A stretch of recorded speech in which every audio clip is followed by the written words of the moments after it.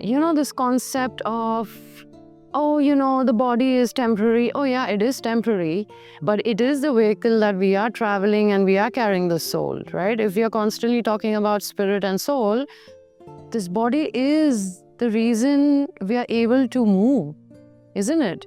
So why not take care of it? And if someone feels uncomfortable with their weight or, their hair or skin, it doesn't matter. If someone even wants to put on makeup, even someone wants to get Botox done, so be it. Why shame anybody? And there is no right or wrong reason to practice yoga, honestly.